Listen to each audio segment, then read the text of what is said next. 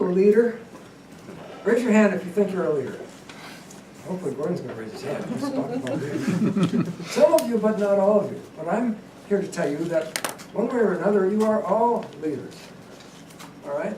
You may not be in charge of people. Maybe you are. You may be in charge of projects. Those are two different ways you can be a leader. But if you're just a worker, you also can be a leader, because what are you doing? You're setting an example for other people.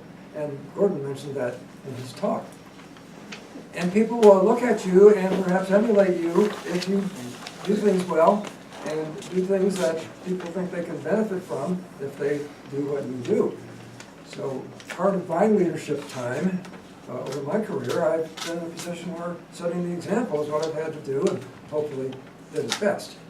Now in Gordon's case, what's going to happen years from now is his daughter is going to say, I remember my dad did this and he set me up with that, and I wouldn't be where I am today if it wasn't for my dad. Because Gordon right now is being a leader by example to his daughter. So I commend you that, Gordon. Now, over the course of my career, I've come across a number of concepts that, had I learned them right the first time, I probably would have done better. And I'm going to share 3 of those with you today. And they're slogans, really. And they're simple slogans, but they're something that you can remember and work toward. And the first one has to do with getting things done. And Gordon alluded a little bit to that. And a Toastmaster friend in Hawaii taught me the slogan, and he went on to become a district governor, largely by using this technique. And the technique is, it's a cinch by the inch and hard by the yard. It's a cinch by the inch and hard by the yard. Now, what do I mean about this? I'm going to use one of our government agencies as an example, and that's going to be NASA. In the 60s, NASA had the goal of putting a man on the moon. Now, it wasn't do it by tomorrow afternoon, but you know, get a man on the moon by the end of the decade. So what did NASA do? They actually went a cinch by the inch. They started off by putting satellites in orbit, and once they could do that, then we got to the Mercury program, where they actually put an astronaut in a satellite and had to go around the Earth, and John Glenn, for example.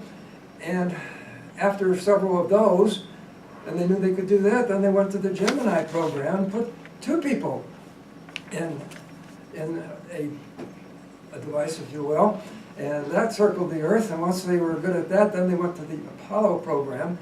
And you know, it was Apollo 11 that first landed on the moon, but those first 10 Apollos, they were building up to this. And eventually, they got people first in orbit. Then at one point, they were able to get astronauts to the moon and back without actually landing, and then Apollo 11 landed. I look at this as a cinch by the inch and hard by the yard, one step at a time, and this was good. But the same agency, several years later, had a major disaster with the Challenger explosion, when the Challenger was launched in very cold weather in Florida, and they cut some corners. And they felt they had to get it done then. They didn't go a cinch by the inch. They took a whole yard, tried to do it at once, and we know the results. So success is a cinch by the inch and hard by the yard. Another way of putting that is, the elevator to success is out of order. Take the stairs one step at a time. Now, as far as leadership techniques go, there's a couple of other concepts that I want to share with you. And the first one, and this took me years and years to learn this, and it's very simple. It's to treat people the way they are, not the way you are. I'm a detail guy. I tend to be a perfectionist. I expected my people to do the same thing. And guess what? They didn't. And there was a lot of frustration on both their parts and my parts, because I wasn't going to accomplish what needed to be done, because I was treating them the way I was, not the way they were. And when I learned that technique, it made it a lot easier in my various jobs. Now, one example is a Toastmaster example I'm going to give you. About 10 years ago, 8 years ago, we hosted the district conference here in Monterey at the Embassy Suites. And the chair of that conference is a former Toastmaster that some of us know well, Rochelle Onishi. Rochelle is not a detailed person. She's perhaps the most creative person I've ever met in my life. And I'm not creative at all. But she was smart enough to get people that could do the jobs that needed other capabilities than simply being creative. And I think of Rich Gehrman, who some of you know, and myself, we were doing facilities for the conference. That's a detailed job. Rich and I'd go down on a Sunday night at the Embassy Suites. We were measuring out things with tape measures, counting chairs, and tables, and everything, and seeing where the signs needed to be posted. And Rochelle said, "You guys are nuts, I could never do that." So she picked somebody, a couple detail people, to do the detail work. She treated people the way they were, not the way she was. I could never be like Rochelle. I was a daughter. I can understand that. So anyway, that's a good thing to remember.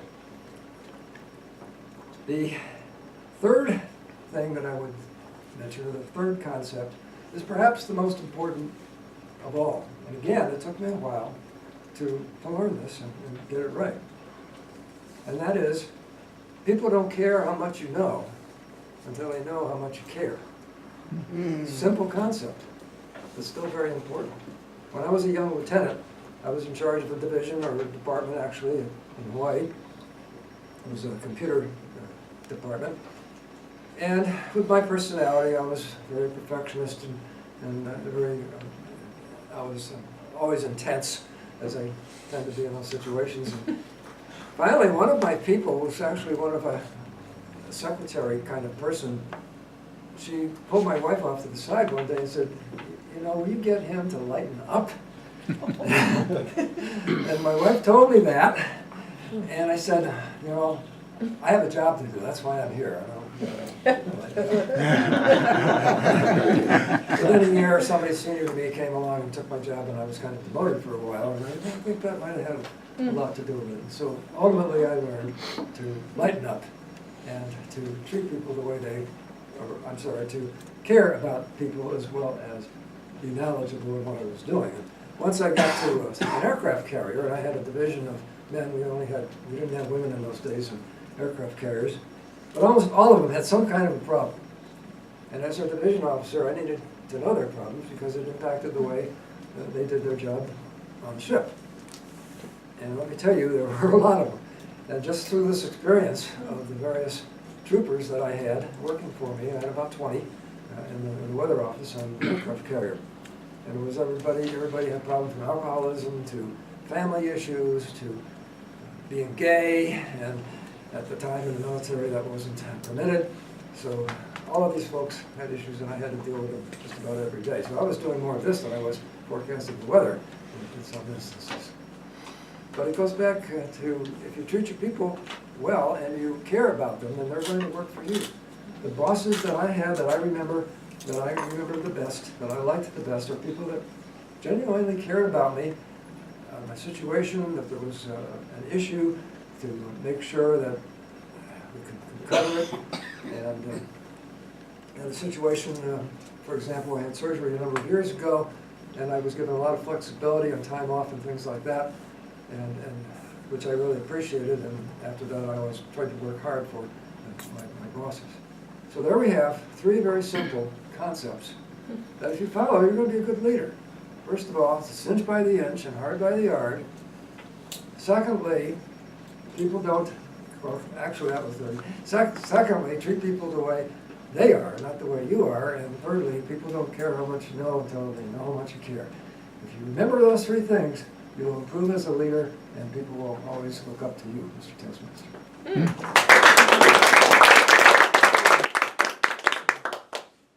Thank you, Matt. For our guests, just to let you know, when we have a member giving their number 10 speech, we congratulate them, or I should say celebrate them, with a standing ovation when they're done. This is also true for icebreaker speeches. And Carl gave us his fourth round of his number 10 speech from the Competent Communicator Manual. And the objectives of this speech are to inspire the audience by appealing to noble motives and challenging the audience to achieve a higher level of beliefs or achievement. To appeal to the audience's needs and emotions using stories, anecdotes, and quotes to add drama, and to avoid using notes. Carl, you did an exceptional job of meeting your objectives for project number 10. And I'll give 3 things that I thought you did well and 3 suggestions for improvement on your next number 10, or actually your pathways projects that are going to come for your next 50 years. You started with an engaging question, brought us in right away.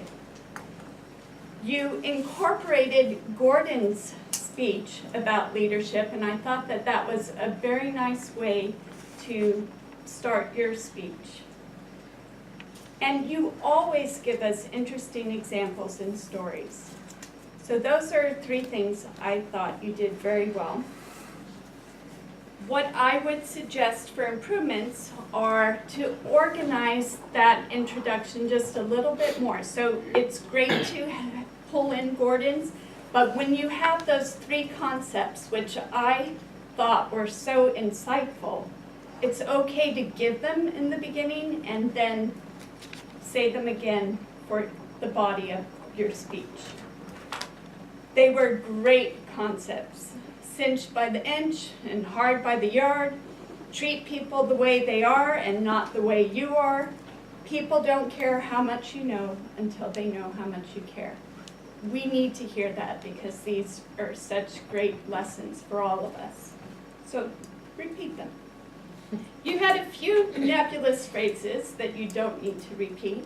You would say things like that, or you forgot, I think, what the device was, so a device, if you will. Just things that I think for you being such a great speaker, you can clean up.